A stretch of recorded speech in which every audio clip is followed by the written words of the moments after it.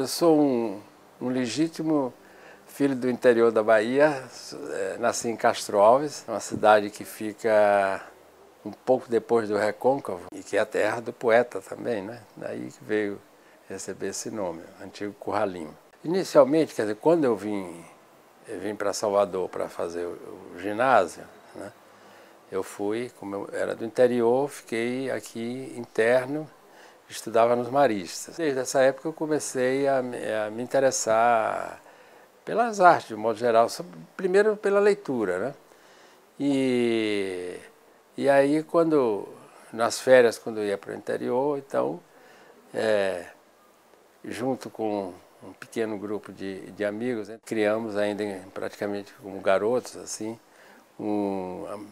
a primeira atividade na área cultural, que era o que nós chamamos o Clube Cultural Pedro Barros.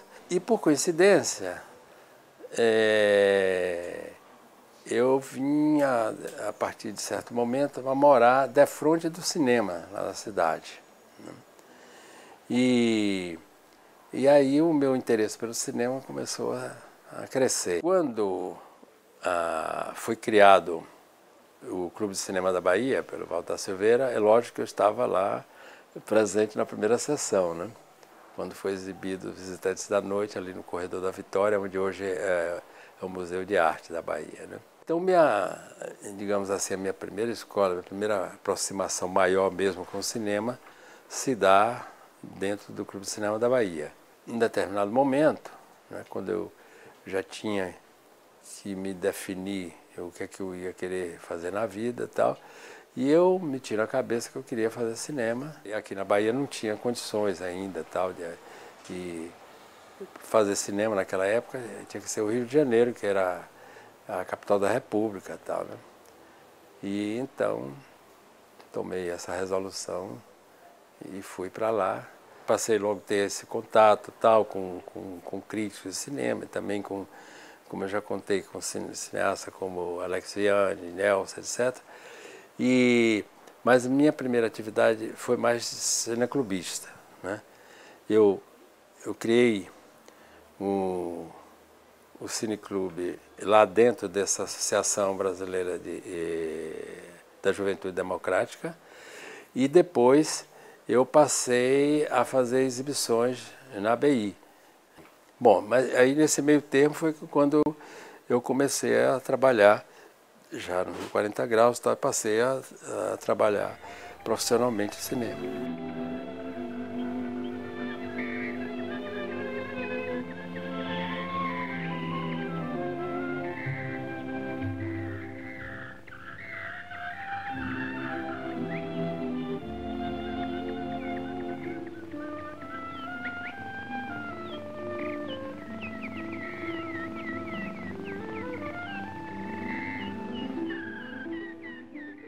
Depois isso eu vou para a Europa, eu vou estudar lá, bom, termino constituindo família lá e tal. Aí, quando eu fui, pretendia passar só uns 3 anos por aí e tal, mas aí, em virtude do golpe militar aqui, eu fui obrigado a prolongar minha permanência na Europa, né? No segundo semestre de 1967, aí a coisa apertou, a saudade foi muito grande, e eu resolvi enfrentar tudo e vir embora, né? Bom, mas aí analisei o seguinte, quer dizer, que o melhor era vir para a Bahia, né? Porque eu saí daqui um garoto, então portanto era mais tranquilo, porque se eu fosse para o Rio, eu estaria muito visado, né? Porque eu comecei minha vida profissional lá, eu fui líder estudantil lá no Rio e tal, fiz política, assim, então eu corria risco, né? Chegando aqui na Bahia, aí percebi o seguinte, que apesar de eu ter iniciado no cinema, como eu digo, longa-metragem, mas aqui não havia campo para isso, né? Porque já tinha passado aquele surto inicial do cinema baiano e estava um marasmo total, né?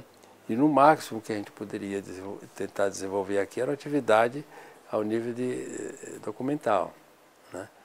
Então, digamos, a minha carreira cinematográfica como documentarista, ela se inicia aqui, a partir de 1969, quando eu faço Maragogi-Pinho, né?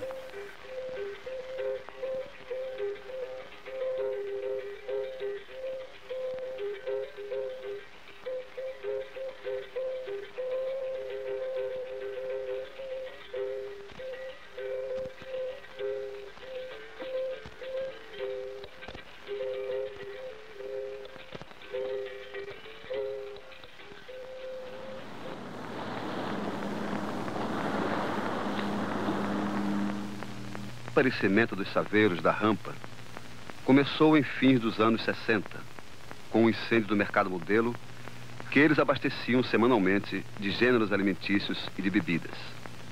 Hoje, o novo mercado, com sua sofisticação para atender aos turistas, já não conta com uma efetiva participação do saveirista no seu abastecimento.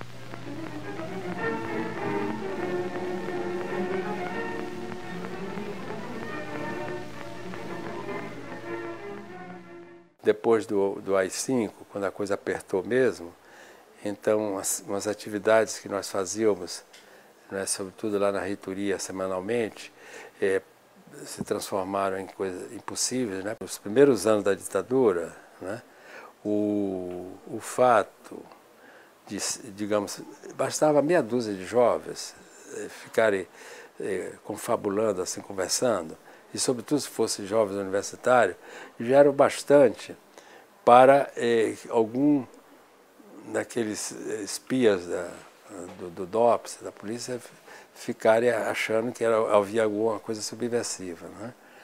Bom, então, portanto, tornou-se impraticável a gente fazer qualquer atividade maior, assim, pública nesse período. E foi a partir daí que me veio a ideia, primeiro, de fazer aquelas coisas assim de caráter anual, aquelas mostras do filme etnográfico, isso, aquilo outro e tal. E até que eu fiz, quando eu me lembrei, bom, fazendo 10 anos do cinema baiano, né? Aí eu fiz essa mostra retrospectiva dos 10 anos do cinema baiano. Né? E isso foi, digamos assim, o primeiro embrião para o surgimento da jornada. E finalmente, em janeiro de 1972, né, fizemos a primeira jornada, né?